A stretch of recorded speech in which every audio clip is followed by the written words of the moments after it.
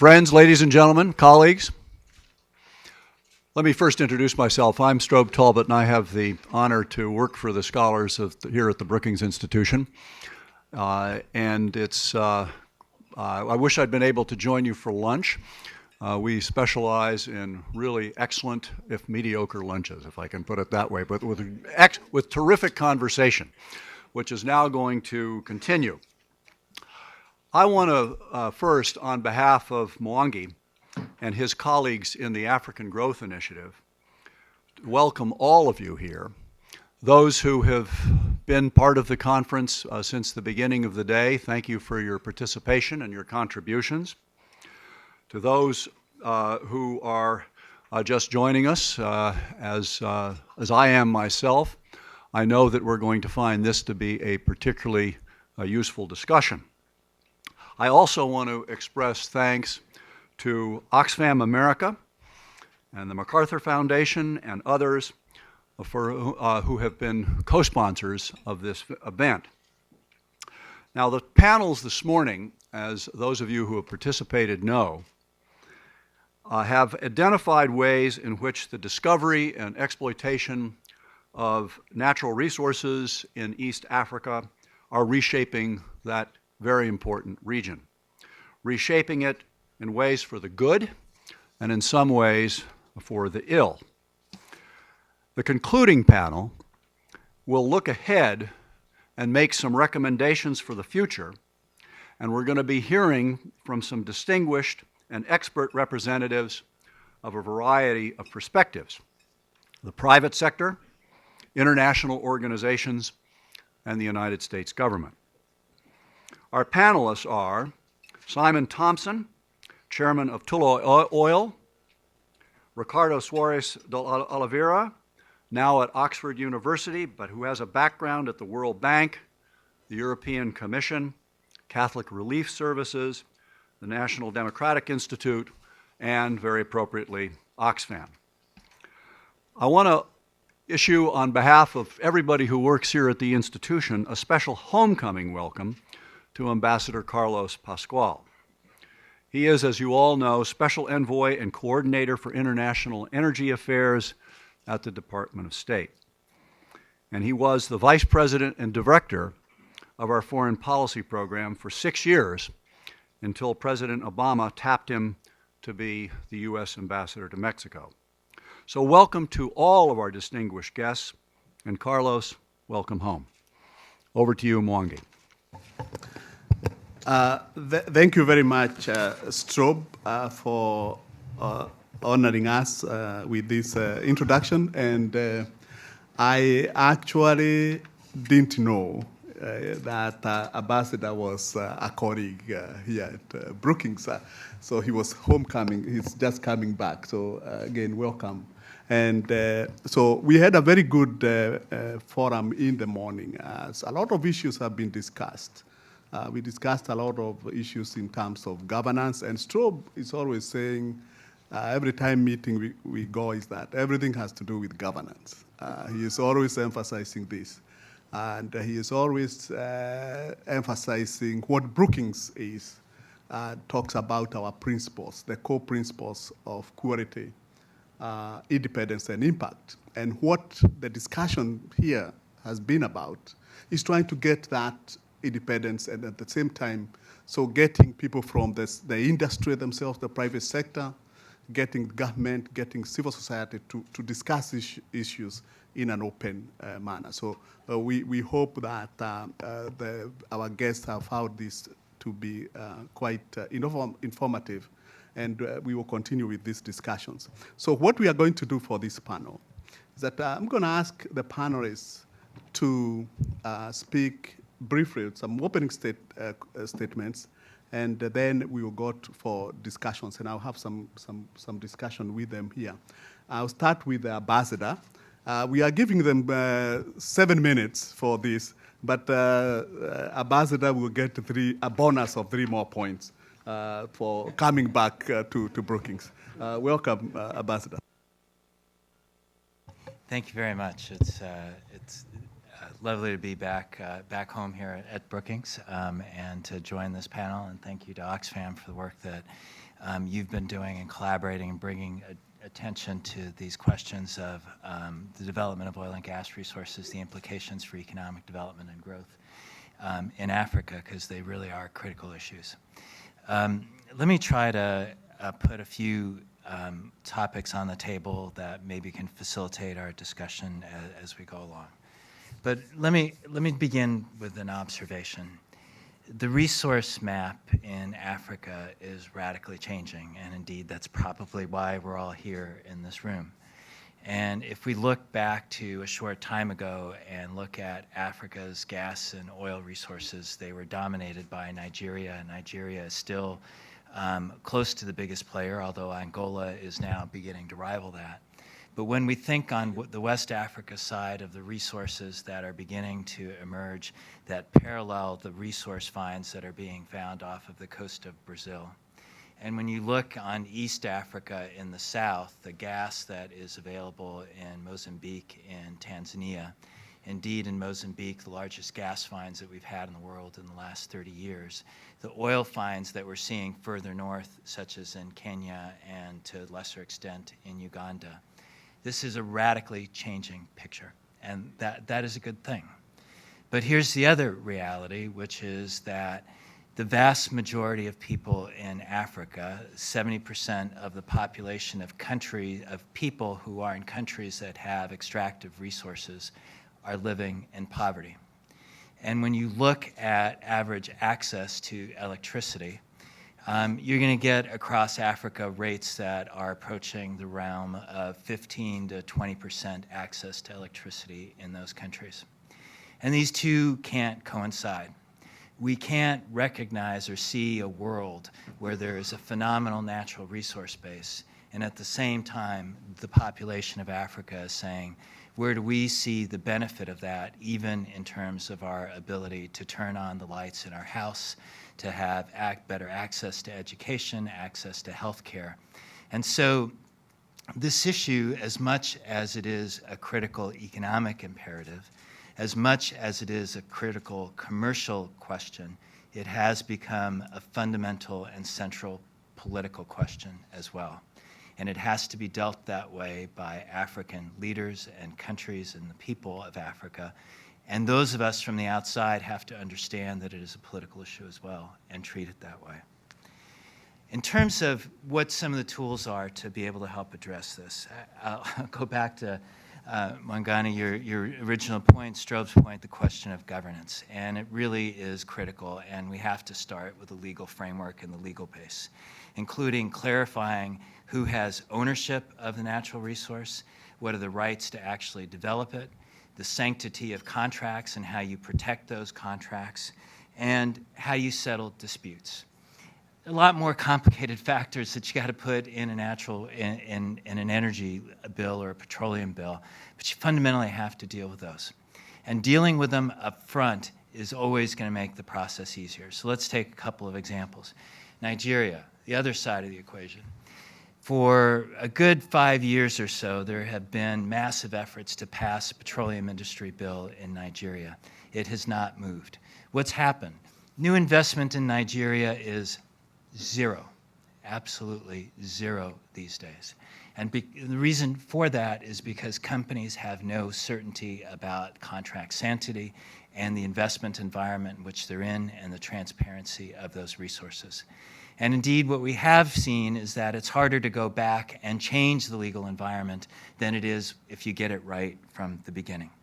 And so one big lesson is, how do you create that appropriate legal framework? And it's one of the reasons why we have been engaging with Tanzania. We've been doing work with Liberia, the DRC, and Uganda. We have done work with Nigeria. It's been a long and frustrating process.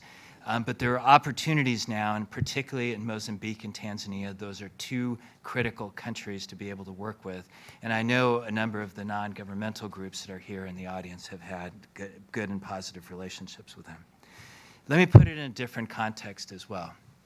This issue is so acute that in a major emerging country, our neighbor to the south, Mexico, they have had to go back and change their investment framework to be able to attract the kind of private investment that is necessary for deep water and for unconventional oil and gas. The resource requirements are so big, in the tens of billions of dollars of each project, that companies are simply not going to bring that kind of investment capital if they do not have legal certainty. If we look at a country like Iraq, the lack of a firm legal framework has been a huge constraint as it moves forward. Iraq has been paying companies through what have been called technical service contracts, which does not give them an equity stake in the oil. And as a result of that, when Iraq is now trying to go forward from a stage of rehabilitating old fields to the development of new fields, that whole process has become complicated and delayed, partly because of the legal constraints that companies have faced. So I spent a little time on this because you can't undersell it. It is absolutely a critical requirement. Second point that I would go to are the fiscal incentives. Because in the end, companies are going to compare. Where are they going to get the best fiscal return for their investment? Where is it comparable? And I tell you where the biggest competitor is today, in North Dakota. All right? If you're asking where is it that companies are withdrawing their resources and investing, you can look at a number of major American oil companies.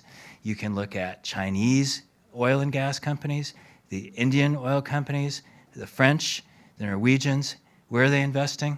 North Dakota. And why is it? Because there's a clear legal framework. Fiscal incentives are absolutely clear. There's relatively good infrastructure, and it's in the process of being developed. And so increasingly, what companies are having to justify to their shareholders is where are they going to make the best returns? I tell you, in Mexico, one of the reasons why they're going through the massive reform they're going through right now is partly contractual certainty and ownership rights, but it's also to address this issue of fiscal incentives to companies. It's one of the biggest issues in Iraq. It continues to be one of the biggest issues in Nigeria that's deterring investment. And so if you ask the question, what's going to make a difference in Uganda, in Kenya, in Tanzania, and Mozambique, fundamental issue is going to be, what does the fiscal regime look like? What does the tax regime look like? How transparent is it? How much pressure is there going to be for payments outside of that tax regime? What are the other losses that you see in the system or that occur in the system that you don't see, i.e. corruption, which in effect companies are going to be asked to pay for anyway in the tax regimes that they have to face up to? And so understanding the end impact on company fiscal incentives is going to be absolutely key. Third question is understanding the resource base. And here it can go both ways. One issue is overestimating what that resource base might be, becoming overly arrogant about it, and simply expecting that they're going to come to us because we've got a lot of it. The reality is that, we've got a lot of oil and gas in the United States. We've had some of the largest gas finds that we've seen now off the coast of East Africa, but there's a lot of gas in Norway. There's gas in the Mediterranean. There's a potential for unconventional gas in China. And Russia hasn't even begun to explore the possibility of the export of gas into the Asian markets. And so looking at this from a perspective that they simply are going to come because we have adequate resources doesn't get you there. The other side of it is for those countries that haven't had an effective assessment of their resource base and they undervalue it and don't create the adequate incentives to be able to move it forward. And that's one of the reasons why, as part of the State Department, we formed a partnership with the Department of Interior and the U.S. Geological Survey so that in many cases we've been able to provide the services of USGS to help them work with countries and develop a better assessment of what kind of resource base that they might have available. Transparency. It's not, for many of the people in this room, this is not an issue that needs to get talked about a lot, but it's important to talk about it because it has to be such a central part of our policy. As a result of a lot of work that governments, non-governmental organizations, the private sector has done, we've seen a revamping of the extractive industry's transparency initiative. We've seen it move from just going from federal disclosure of federal level payments and contracts to in fact pushing that down to a local level. That is absolutely critical to have transparency within the system. But it's also pointing to us some of the critical gaps in institutional capacity. Mozambique is a great example of that. It's a country that I dearly love. I worked in Mozambique for 2.5 years during the period of the Civil War. To see the resource base that they have to be potentially developed is a great thing. If you ask the question when you get beyond the federal government, not to say that everything's good at the federal government level, what capacity do they have to be able to monitor and track payments at a provincial and a local level? The answer is none, absolutely none. And so that demand as a public policy demand from individual governments, from multilateral development banks, from non-governmental organizations, and from companies sharing their best practices has been absolutely critical.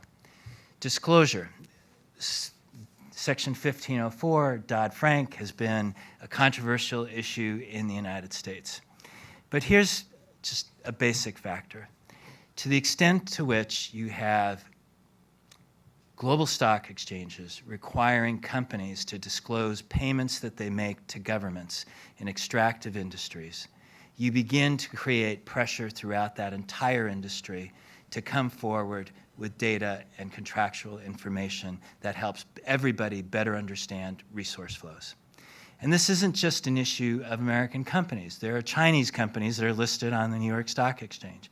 If you start covering the United States and the major European stock exchange, you're getting to a significant share of the market.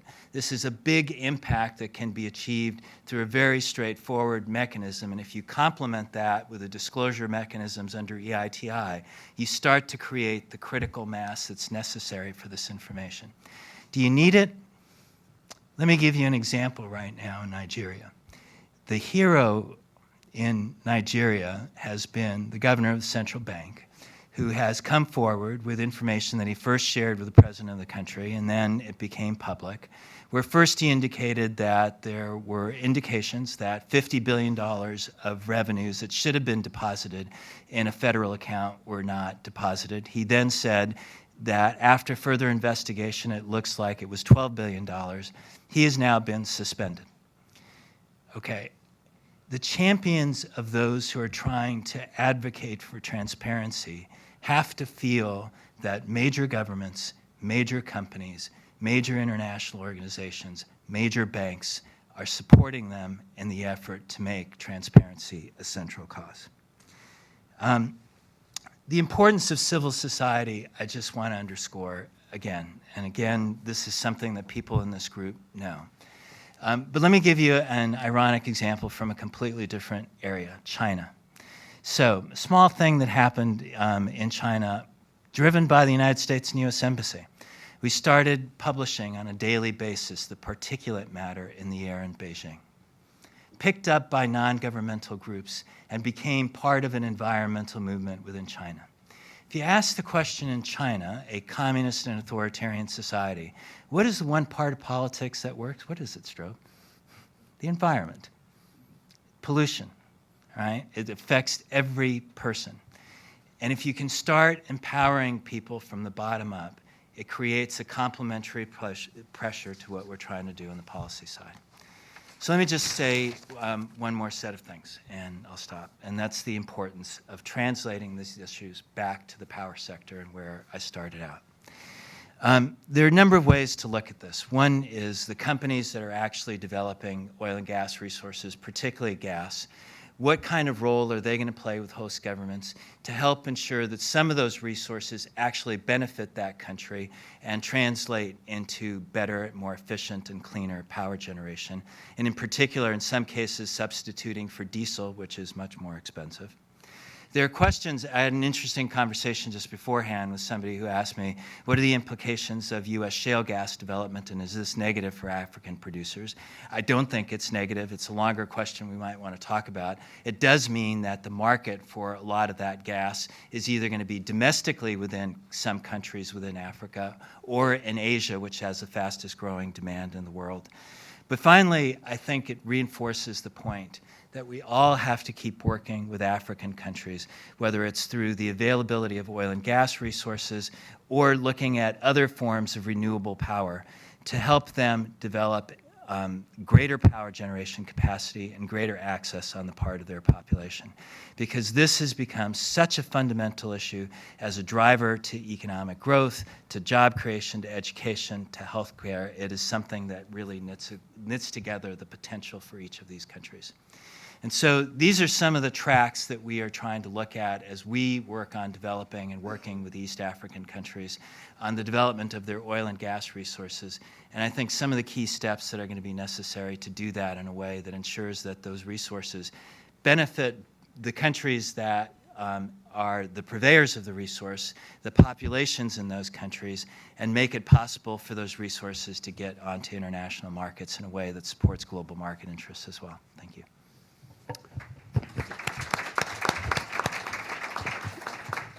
Thank you very much, Ambassador, and I'm glad you mentioned about the suspension of Governor Sanusi. I just read about it. We had him here just a few months ago, and he was talking about the unaccounted for even actual oil that goes out of Nigeria. But we hope things will work out for the better. I would like now to give the floor to Simon, Mr. Thompson of Tullow Oil. I think this morning Tullow was mentioned by every single person who was talking here, and being heavily involved in East Africa. And I can tell you, Chairman, that I was actually pretty happy to hear that you're among the first ones to publish what you paid the Ugandan government, which is a really important step. So, 7 minutes. Well, thank you. Thank you very much. And thanks to Oxfam and to Brookings for inviting me.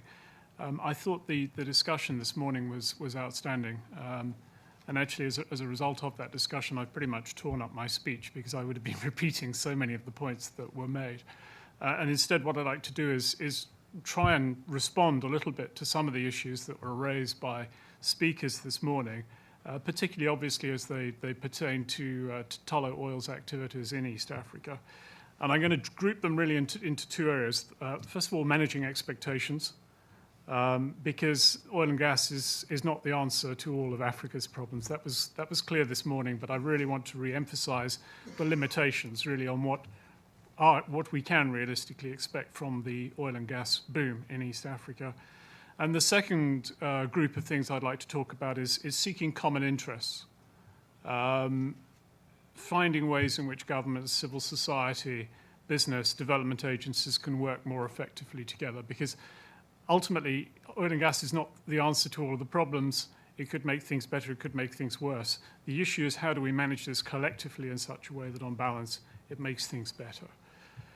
And I'm going to start off with, I'm going to talk about Kenya because that was really the main topic of conversation this morning. And I'm going to start with security, which was, in fact, a point that Aikal made right at the start from the perspective of the people living in Turkana. And I think security is relevant because security or insecurity is really symptomatic when other things go wrong, whether that's poverty, whether it's environment, whether it's land, whether it's water, politics, governments. It's just a symptom of things not being right. And I think it's important to track back and just look at the history of Turkana. I mean, this has been, in effect, a buffer zone between the heavily populated highlands in Kenya and Ethiopia since colonial times. Neither Ethiopia nor Kenya had the interest or indeed capacity probably to police that border. They just effectively stepped back and allowed the people in that region to arm and defend themselves. So it has been a pretty lawless region, largely ignored by central government for generations. It's a very poor region. We heard about that this morning. Now, when you bring oil development into that sort of scenario, of course, oil has the potential to alleviate poverty. But in the short term, what it's very likely to do is increase inequality. And that's almost an inevitability because up until now, the people of Turkana have been uniformly poor. What is going to happen with Tullow's presence in that region is that some will become rich. And there's going to be a period of time before that wealth really starts rippling down into the population as a whole. So that is a major and very significant challenge for the government of Kenya and, of course, for Tullow as an operator there. It isn't just oil, and the other resource which has recently been discovered in the Turkana region, if the reports are correct, is a major aquifer. Now, as a scarce resource, water is actually, in many respects, even more controversial than oil within the region. It has real potential to create significant inward migration and conflict. And this is against the background, as we heard during the presentations again this morning, of a new devolved constitution where there still is not entire clarity around the relationship between central government and the county government of Turkana. And a big piece of the unfinished business of devolution is the community land bill. And land in this region, as in every other region, is just a hugely sensitive issue. And unless that land management issue is seen to be managed equitably, then we are going to have conflict. I just want to put our footprint in context here. Our exploration acreage in Turkana region is 65,000 square kilometers. That's roughly the same size as West Virginia. Now, at the moment, within that area of West Virginia, we have 3 rigs operating, and each of those rigs occupies a pad which is, I guess, roughly the size of a small out-of-town supermarket. So we are actually impacting almost no land within the region, and yet we are creating tremendous land tensions around us just by our mere presence. And part of the difficulty is here, we are moving so fast that it's very difficult for things to keep pace with the developments and particularly the expectations on the ground. And Emily, again, this morning was talking about free, prior, informed consent. I mean, to be clear, she was talking about the business case for it, but to be clear, from our perspective, consent isn't really enough. We actually need the support of the local community. Because if we are going to manage that security situation over that size of footprint, grudging consent is not enough. We actually need the community to be on our side. And the only way they're going to be on our side is if we can demonstrate that we are bringing tangible benefits to them. So let's just run through those and deal with this vexed question of managing expectations. The first thing is direct employment. And the reality is that the oil industry is extremely capital intensive. It is not at all labor intensive. The direct jobs that we will create will be highly qualified, highly paid jobs. We will not create many unskilled jobs. If we look at our overall record in Kenya, at the moment, 87% of our employees are Kenyans, which is great. And in the Turkana region, 98% of unskilled workers are from Turkana. That's very good. But then when you go to semi-skilled, it drops to 78%. And when you go to skilled and managerial, it disappears. And that is because the education, the training is just not available. So that's got to be a big focus for us to really concentrate on building capacity in the local community so that they can step up and take those roles. The local supply chain is another area where we can work. But there are some real dilemmas here because the objective of oil wealth should be to diversify the economy. The difficulty is if you reinvest significant amounts of oil wealth into the supply chain for the oil industry, you're increasing resource dependency within the country. So the objective really should be to try and create generic skills, generic businesses which have application outside the resources industry. And that's not something that the oil industry can do alone. The big developmental benefit that we bring is tax. I mean, all of the other stuff really is almost irrelevant. CSR is important. I mean, we must do it for sure. But in terms of just the numbers that we invest, if we look at 2012, we invested about $20 million in corporate social responsibility projects of one kind or another. That's good, but it's not going to make a huge difference. We paid $700 million of tax. That's where we're going to make the difference. And nearly all of that tax was paid in Africa. Tullow took an industry-leading position in 2012 by declaring all of our payments to government. And in 2013, when we bring out, we're going to enhance that disclosure further by reporting on a project-by-project basis. And that's the right thing to do, but it is absolutely only the first step. I mean, to be honest, that information is almost irrelevant to the people of Turkana. But what it does do, or what we hope that it will do, is to empower the citizens generally of Kenya to hold, first of all, us to account, that we're paying our a fair share of rent, and also that they can hold their government to account on how that rent is being applied. But of course, that tax revenue doesn't start flowing until we get into operations. So there's an enormous time lag during which we are investing huge amounts of money on behalf of our shareholders and banks and so on until the tax revenues really start flowing. When they do flow, they're substantial. 70% roughly of revenues after costs will be payable to the government. So the lasting legacy of oil really should be converting those oil revenues into sustainable and inclusive growth within the region. Common ground. I just want to talk about a few of the things that the business needs in order to succeed in Kenya, because often we talk about what business should do, but I'd like to talk about what requirements business have. And the first is we need a fair, transparent, and above all, predictable legal, fiscal, and regulatory regime. That's a comment which has already been made. But that regulatory regime also has to cover things like land, water, and environment. It is much better for us to have clear, transparent, effective, competent regulation rather than capricious rule changes. So even if those regulations are very tough, that creates a much better business environment for us. The second thing, as I've said earlier on, is we need a well-educated, well-trained workforce to create jobs and wealth, both working for Tullow but also in the supply chain and the industries around about. And we need inclusive development. The real benefits that flow to the community are going to be the ones that ultimately create an environment where we're welcome. We're working to a multi-decade time horizon. We're going to be around long after this democratic government has stepped down and been replaced and been replaced and been replaced. So we really have an interest in trying to ensure that the people in Turkana want us there because they can see tangible benefits from us. So if you look at those requirements, good regulation, jobs, inclusive development, I mean, I think everybody in this room would probably agree with those objectives. The real question is how do we work together more effectively to achieve this? And I don't have any magic wand that I can wave on that, but I think I'd just like to highlight one specific instance.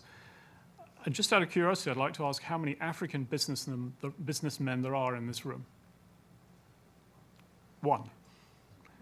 Now there's the missing constituency, because ultimately the development of Africa will increasingly be dependent upon the private sector. It will be increasingly dependent upon the African private sector.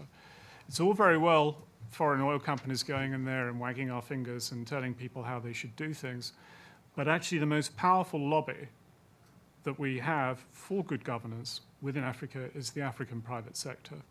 And of course, we know that political power and business power are intimately linked in Africa. But ultimately, if the private sector become convinced that good governance, transparency on oil revenues, investment into infrastructure and education, all of these things that I think we all believe in are the right way to go, they will be a much more powerful advocate for that policy within country than we are. So one of the things that I think civil society needs to focus on is thinking about new ways in which it can engage with the African business community in order to drive some of those changes. Thank you. Thank you very much. Thank you very much.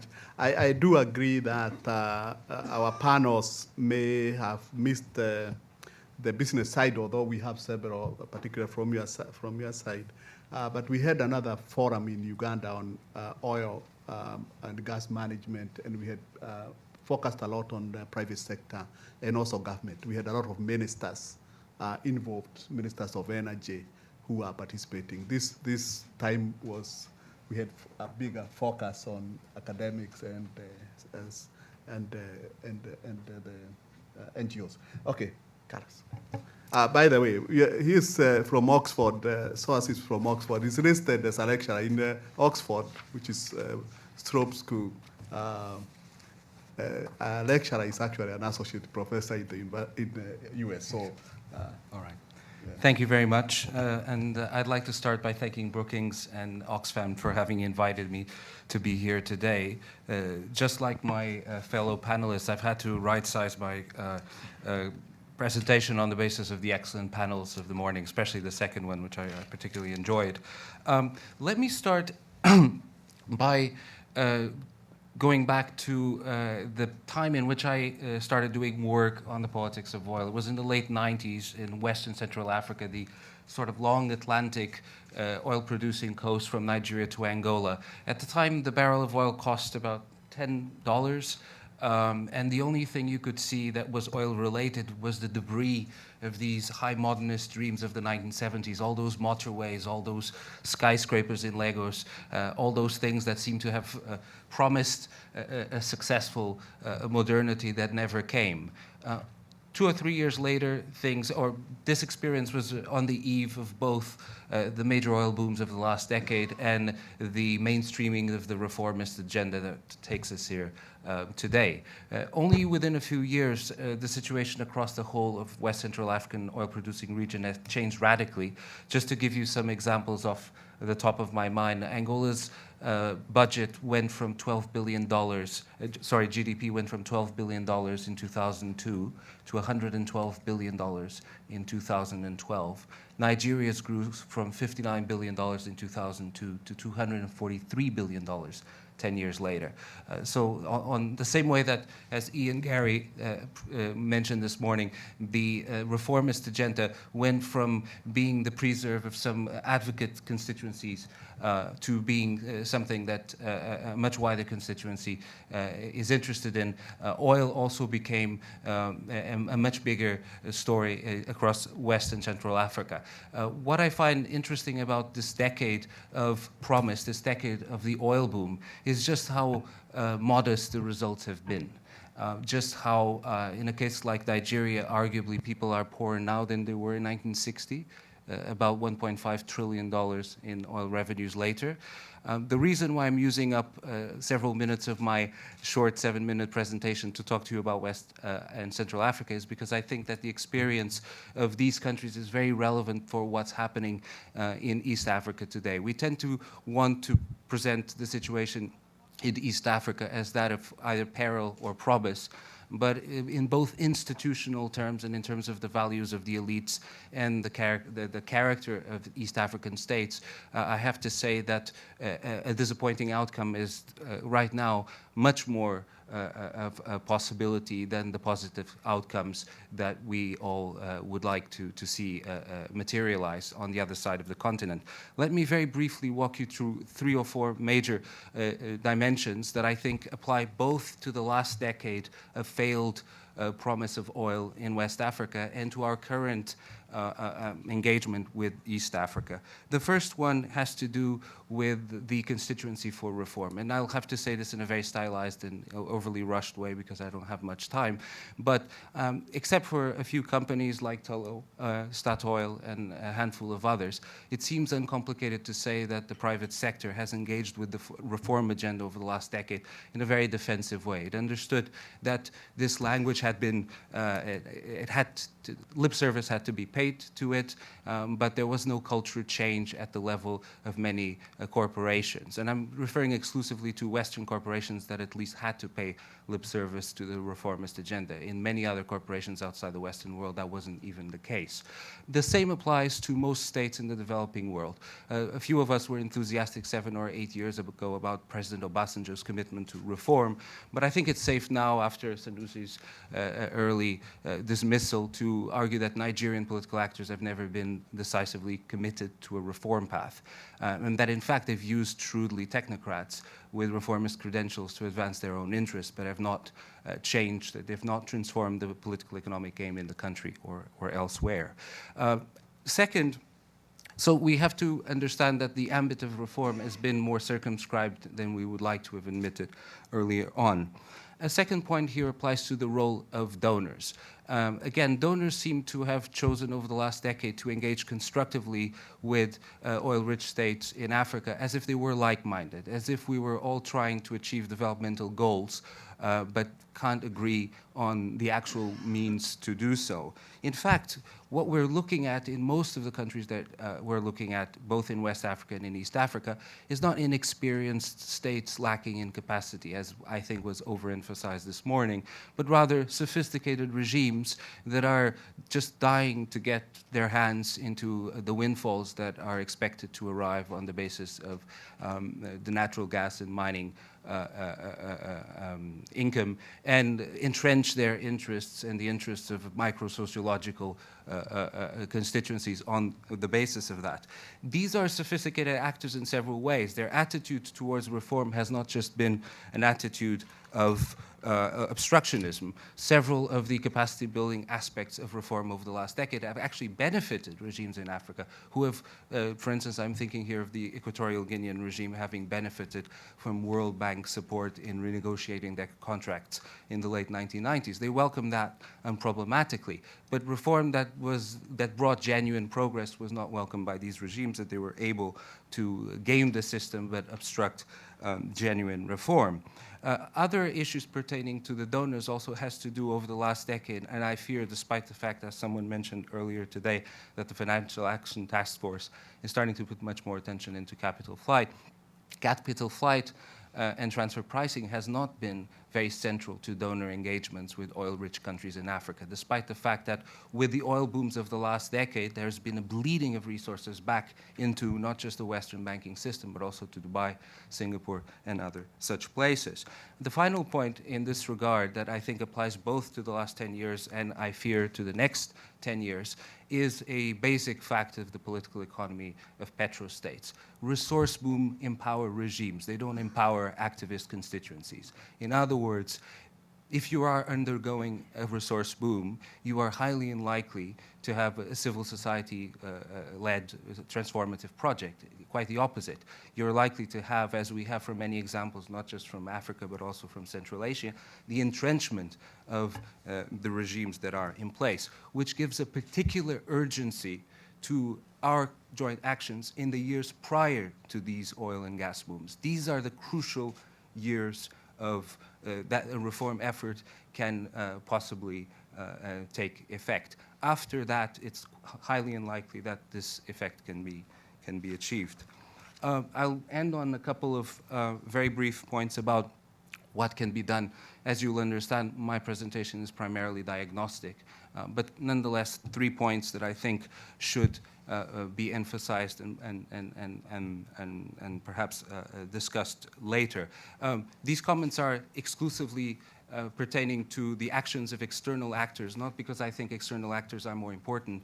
I agree with several of the speakers this morning. They emphasized the importance of internal political change, of the mobilization of African societies, African businessmen, African voters. But nonetheless, since this is primarily oriented towards an external community, and because I think that external actors do have a role to play, here's 3 points that I think should be taken into consideration. One, and I'm putting this provocatively for you, is perhaps we should start from the assumption that there's going to be a lack of government leadership in places like Uganda, Mozambique, Tanzania, Kenya, South Sudan, etc., at least in a broad-based development pro-poverty alleviation direction.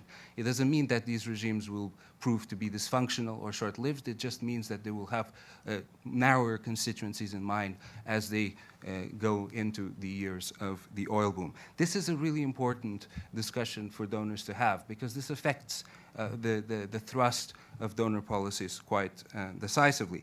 The second is an investment in serious external enforcement. I think we've all lost the last decade. It was good. I think I was in good faith towards it, but the voluntary principles decade, including the ITI before it was beefed up, I think we can all agree that it didn't change the incentive structures for malfeasance, neither at the level of the corporate sector nor at the level of local elites. So a reinvestment in things like 1504, its European and Canadian equivalents, and a decisive reaction against the likes of API and other anti-reform actors, I think is long overdue. A second point is a robust use of conditionality. As a foreign academic, I find it difficult to tell donors to bully the governments of small dependent countries, but this is the message that I get from a lot of civil society organizations at the ground level. They think that Western donors are no longer using the clout that they still have, especially in Uganda and in Mozambique, two governments that are still majorly dependent on on budgetary support from Western donors, that Western donors are no longer using the clout that they still have. And they're no longer using it not because they suddenly became shy about using conditionality, but because donors themselves are shifting from aid to trade.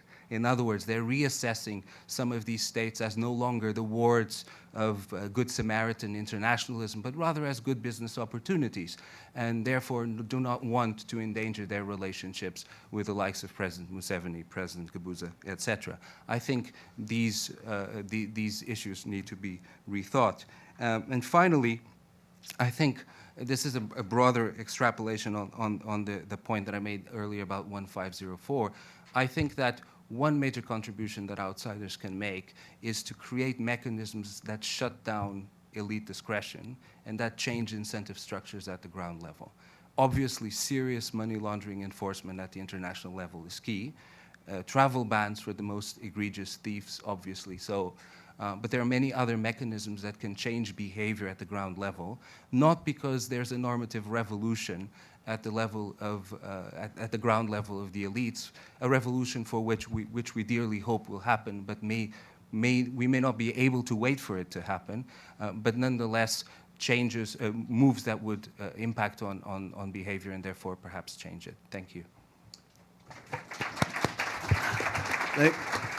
Thank you very much. Thank you very much, Ricardo. I think several issues have come up. I've been asked to. I've been wanting not to take a lot of time so that I opened it to the floor, but I may have one or two questions for the discussion. Just keep it brief. I'll start with the ambassador.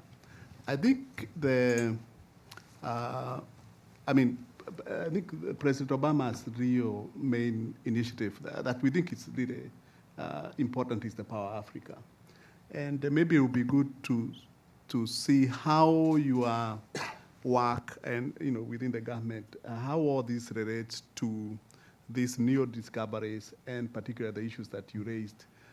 Do you see the success of Power Africa pretty much tied up into what happens to the governance of these resources? Thank you. So first of all, just a little bit of context on what Power Africa is. The focus was to be able to reach out to a few specific countries within Africa. There were 6 specifically identified for increased power generation activities and a couple of others that had an additional focus on governance-related issues. The 6 on the power side, let's see if I can remember to get them all correct. Ethiopia, Kenya, Tanzania, Ghana, Nigeria, and Liberia. And then on the governance side, Tanzania and Mozambique. And Uganda was also part of that. In looking at the premise of what we were seeking to do is, first of all, to really focus on the question of how do you facilitate more power access, more power generation in these countries. And one of the key principles was exactly the point that Simon made earlier, that investments in power are fundamentally dependent on the private sector.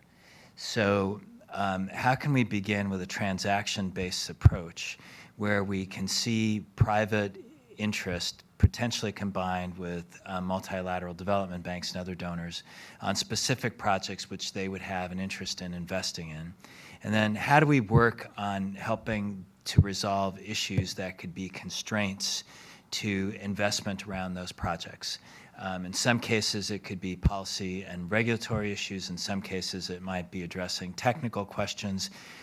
In Mozambique, for example, one of the critical issues is going to be access to natural gas. In the case where they're building a whole series of gas-fired power plants, you have to actually have the gas to be able to make them function.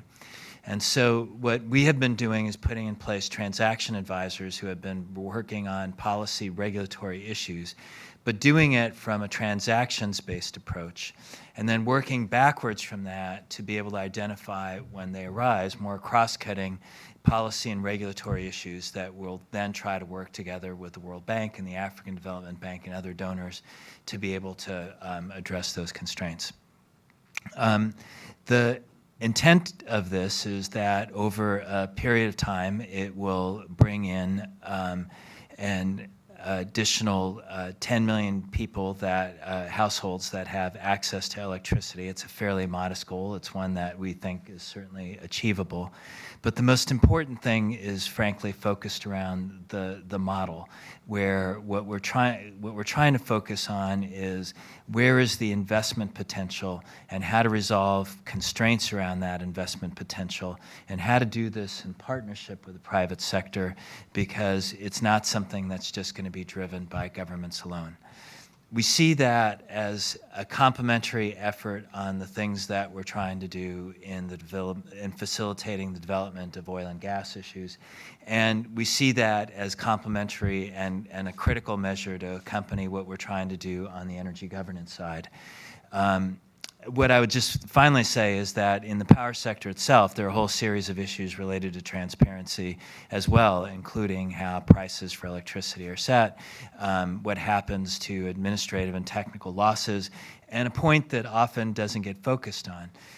If you have utilities that have 30 or 40% administrative and technical losses, the administrative part usually being a buzzword for corruption, you can't make any business succeed if you're losing 30 to 40% of the value of your product. And so if you think about this in parallel with oil and gas development, and if part of the prospect of developing gas is to be able to effectively use it for power generation, but you don't have a commercially viable power sector, well, guess what? Nobody's going to invest in your power sector. And Nigeria is a good example of where this challenge is being faced up to right now. They went through a privatization of 10 major generating companies, and as well as a number of utilities. And what they're finding is, as new private companies are going in, is that the losses aren't in the range of 30%, which was advertised originally, but in fact much higher. And so if you have that kind of an environment, how do you get this additional new resource to be able to flow, and how do you pay for the gas and the infrastructure related to it? And this is a challenge that I think the East African countries are going to have to face up to as well, that in the end, their power utilities are going to have to be commercially, financially, and technically sound if they want to be able to see the resources that are developed in East Africa actually translating into effective power generation. Thank you very much. I'd like to talk to come back to you, Simon. You mentioned about that we need to focus what governments also need to do. And you've been in Uganda, you know, 3 new oil economies, Uganda, Kenya, and Ghana. What would you say are the main differences between those countries in terms of experiences, so that we see what others can learn from?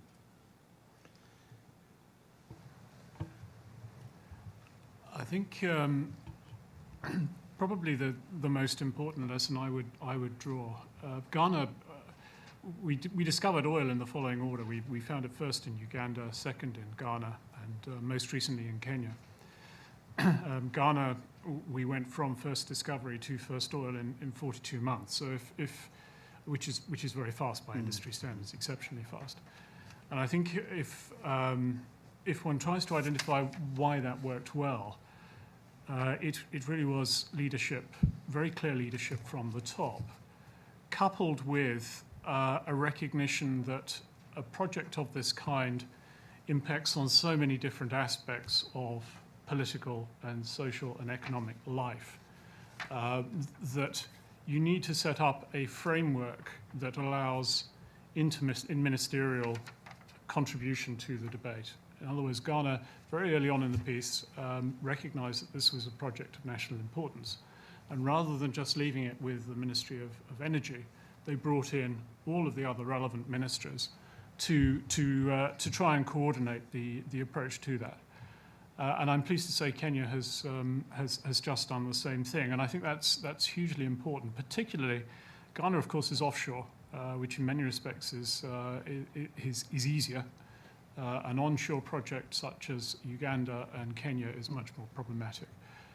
But that, I think, is the other thing I think which is worth mentioning. I mean, it's a comment in the presentation this morning. about managing expectations. I mean, Kenya really wants to move this very, very fast indeed. And in a sense, that suits us, because obviously we're keen to move it along as well. But there is, I think, importance to get the balance here, making sure that those ministries that are responsible for example, environment or security, community relations, also have a place at the top table to enable everybody to understand what their concerns are, so that you put in place the right regulatory framework as well as simply driving the project forward towards first oil.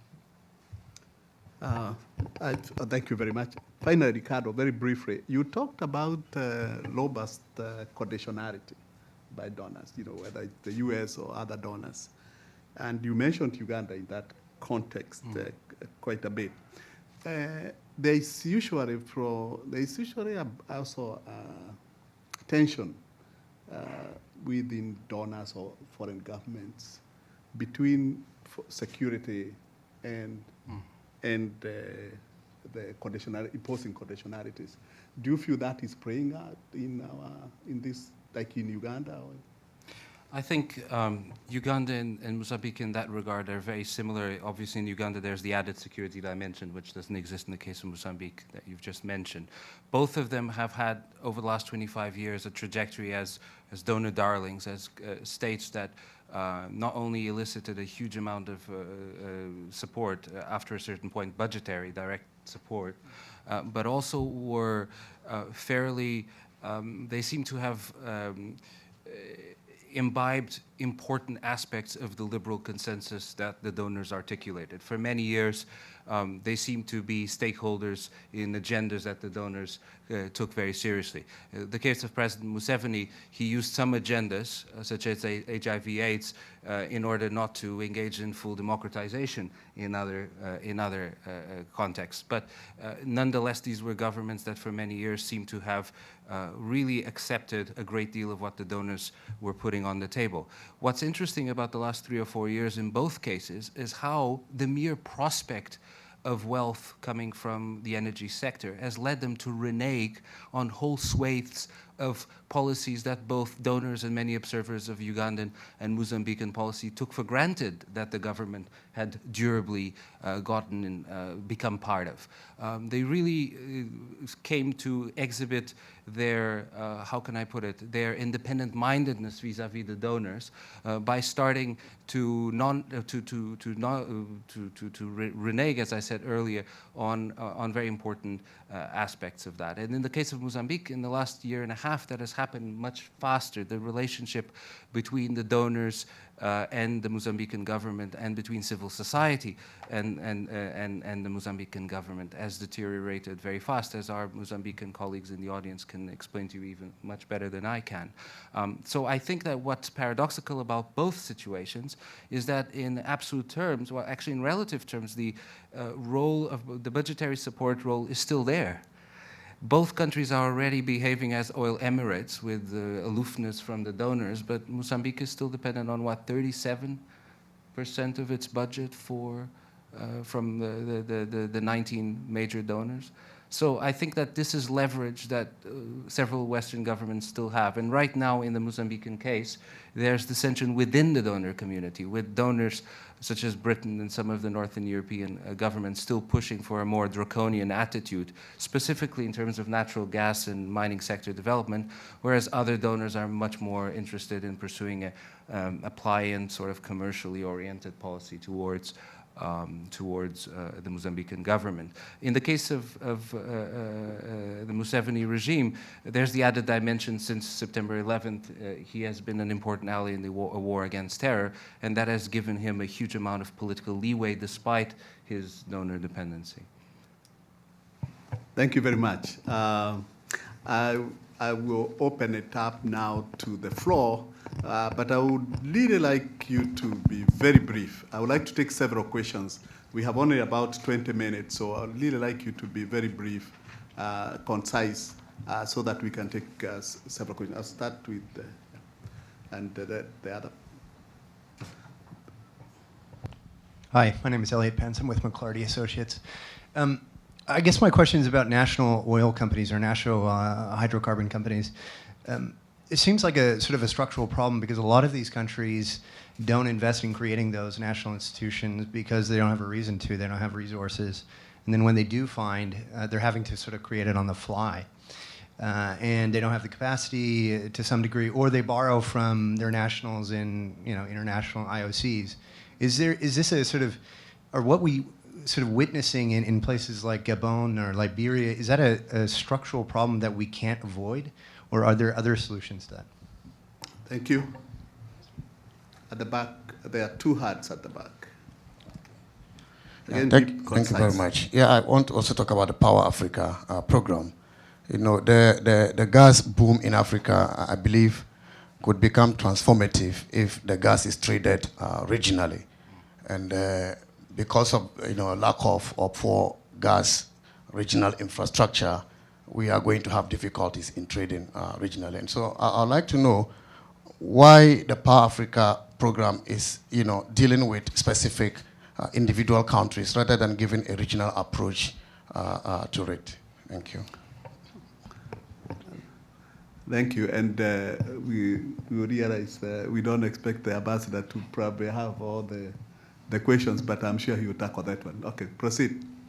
Hi, my name is Jana Morgan, and I'm with Publish What You Pay. I just want to thank the panelists for being here today, and to all of our previous panelists. We very much appreciate hearing your perspectives. I wanted to direct my question to Mr. Thompson. I was very excited to hear that Tullow Oil plans to report their payments to governments at a project-by-project basis.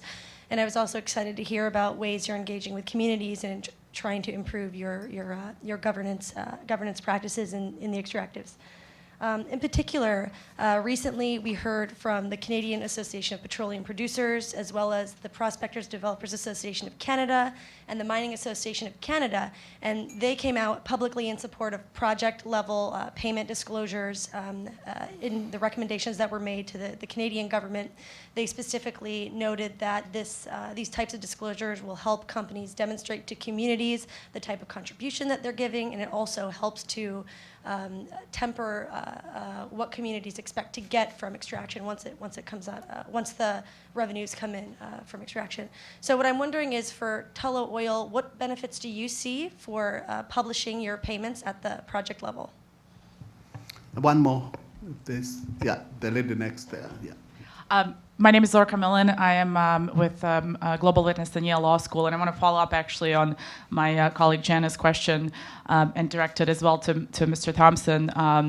Again, I also appreciate all the wonderful contributions and presentations of the panelists. There were a lot of encouraging things that were said for those of us who focus on transparency. And in particular, the decision by Tullow to report by project level. I want to just add to Jana's question, and whether you could just give us a little bit about the calculus behind this decision and some of the potential downsides, whether you considered compliance costs or competitive harm, and why you rejected those. In our view, the benefits far outweigh those potential costs, but it would be just good to know a little bit about Tullow's perspective on this as well. Thank you. Okay, I'll start this side and go that way with you, Simon, please. Very good. Just 1 minute. Yeah, I mean, the benefit to Tullow is that we have a very strict code of business conduct. We cannot actually behave in ways which are non-transparent. It seemed to us a very straightforward decision to declare what our payments were to governments. We believe that ultimately it will lead to broader disclosure, not just from listed companies, and that will create a level playing field. I have to say that the same would apply to beneficial ownership. We are entirely in favour of a declaration of beneficial ownership. We're a pretty small company, so actually the compliance costs for Tullow were negligible. It was a relatively straightforward matter to set up our systems to report on that basis and to get the numbers audited. So that hasn't been a big issue for us. Thank you. Maybe, Ricardo, you can take the question on by Elliot on these, I think, weak states like the national companies. Yeah. Actually, your question was whether the national companies were going to be developed further in the new oil and gas producing states. Was that the around there being a structural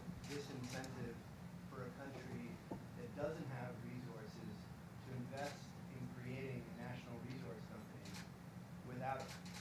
But then once they find it, sort of ramping up immediately, having a bunch of legislative changes and no capacity to interact with sophisticated international operators. Well, in Africa, national oil companies come in all shapes and sizes, and some of them are part of the problem rather than part of the solution. I'm thinking NNPC here. But the good experience with some national oil companies also shows the limits of capacity. And the great example here is Sonangol, the national oil company in Angola. It's in many ways an admirable company. It's an enclave of excellence.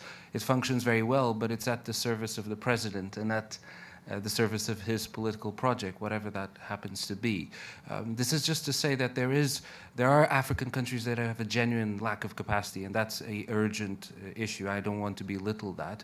But you can have capacity used for felonious ends or for ends that are non-developmental. Another point about national oil companies, I think that it's not just the context, it's also the moment in time. In the 90s, even when countries resources were coming on stream, it was just not politically correct to create a national oil company. And quite a few in places like Gabon in the 90s closed down. In the last 7 or 8 years, everyone and their mothers creates national oil companies, even when they're going to be a problematic aspect in the political economy. So it's a very patchy context there. Thank you. Ambassador, take whatever angle you want to take with the Power Africa. Sure.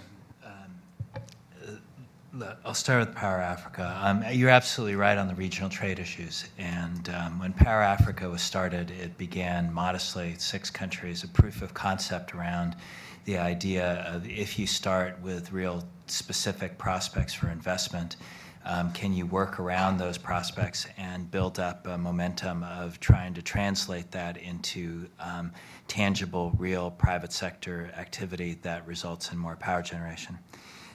The issue of trade is absolutely key.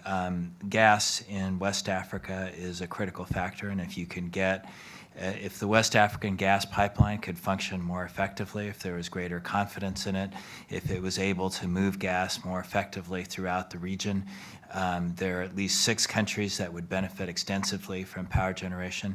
And then beyond that, there is really the question of regional power pools and the role that they could play.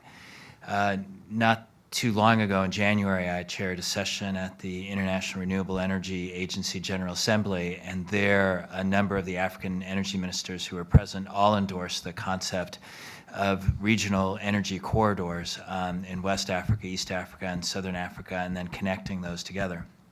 It makes a huge amount of sense.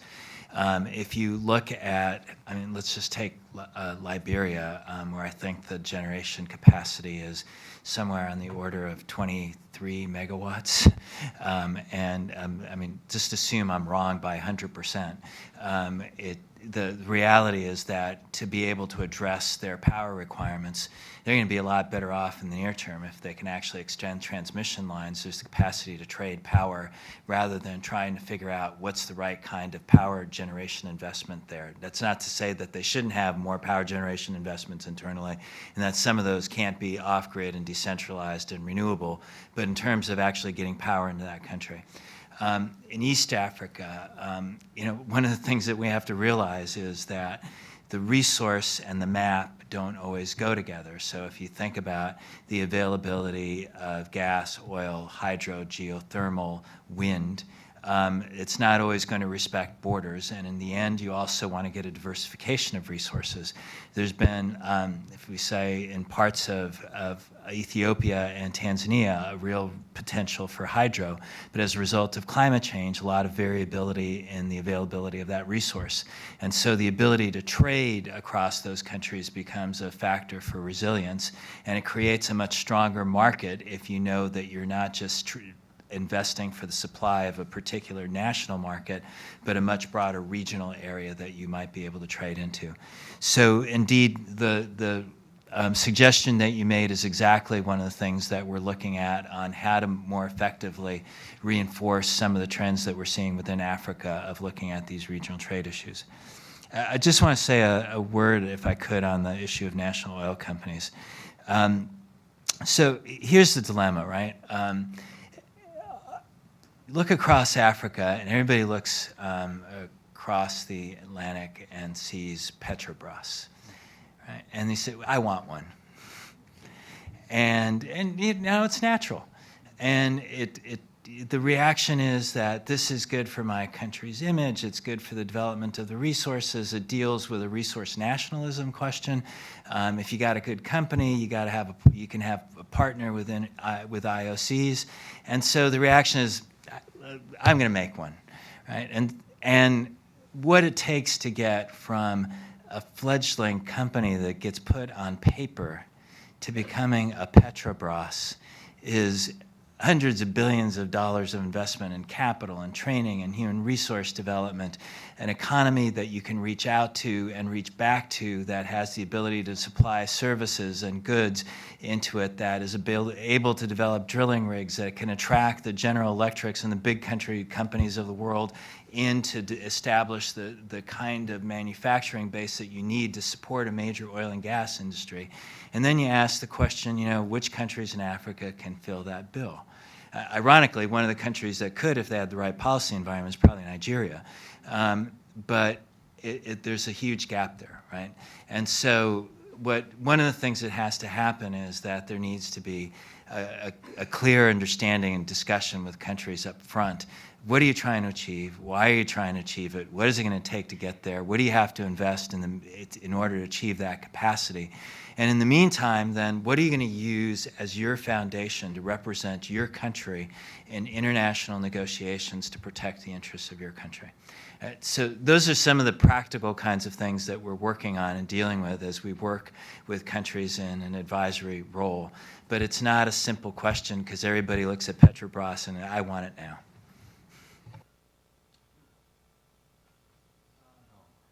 Thank you very much, Ambassador. I think I can take maybe 2 questions if you limit it to like 15 seconds. So I'll have my colleague Amadou, and the responses will also be equally short. I'll have my colleague Amadou here, and the gentleman right at the back. If you can limit it to that a second. I'm sorry. Yeah. Just a quick question. I haven't heard a lot about technology. So the challenges and the importance of investing into new technologies like offshore or exploration, where only a few countries have a comparative advantage right now in the world. Thank you. Thank you. Thank you, Chair. Alfred Nam from Uganda. I'm addressing my question to the gentleman who talked about robust conditionalities. The way you put it makes me remember what happened in the 1980s when the World Bank went with robust conditionalities. How are you sure that by introducing these robust conditionalities to countries that you call oil emirates already today may not estrange them? Thank you. I'll start with Ambassador. Any comment, final remarks, and then we come this way. Any comment, Ambassador? I'll just make a very general comment. It's obvious, but it's one that shouldn't escape us. We're at a fulcrum point here. The availability of resources, they're coming onto global markets, the demand that's going to still continue to exist. The fact that much of that demand is now shifting to Asia also has to be taken into account, and they're going to be a significant number, or significant part of the consumer base. All reinforces both the positive and the potential side, but it underscores that if the legal framework, the governance framework, the transparency mechanisms are not put in place up front, it's just going to get harder as you go.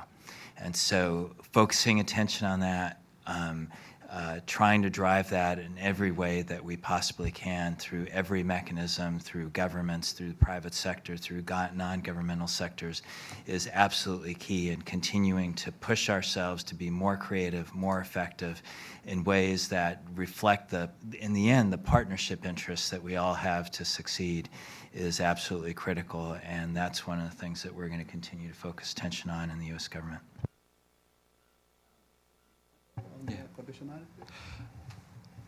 States that are oil or gas rich, donors have next to no clout over them.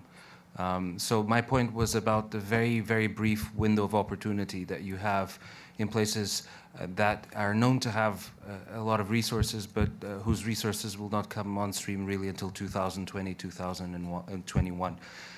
States like Nigeria and Angola, donors have absolutely no influence over whatever they want to do most of the time, unless there's a major oil crash.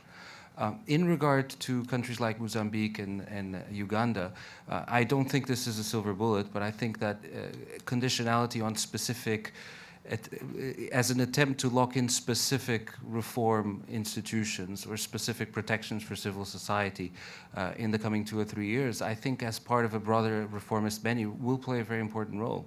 And I know that that's why I told you that I hesitated about deploying that language, because it's reminiscent of the sort of worst successes of the Washington Consensus in the 80s. But I find it personally problematic that donors are not using their lingering capacity, their lingering influence, and in fact they're tolerating gross abuses of the public exchequer and of civil and human rights as we speak. But I agree with you that this is a problematic recommendation, but emphatically it's a recommendation that is coming from below. A lot of civil society organizations would like the donors to speak more sternly to their own governments. Just coming back on the technological question, I mean, I think if you look back at the technological achievements of the oil and gas industry over the last few decades, it is absolutely extraordinary. And the ambassador talked about shale gas. That's an example of really innovative technology applied and creating an entirely new source of energy. And I have no doubt that that technological innovation will continue in the coming decades, because oil and gas companies are good at that kind of thing. But when I think about how we allocate our time on the board at Tullow, we spend an awful lot more time talking about non-technical risks than we do about technical risks, because we're good at technical risks. You know, we've got engineers, we've got scientists who can manage that. The skill set you need to deal with some of the issues we've been talking about today, entirely different. And traditionally, the oil and gas industry has not been so strong in that area. So that's really where we're focused. Thank you very much, panelists. I would like you to please join me in thanking our panelists for an excellent discussion. Thank you.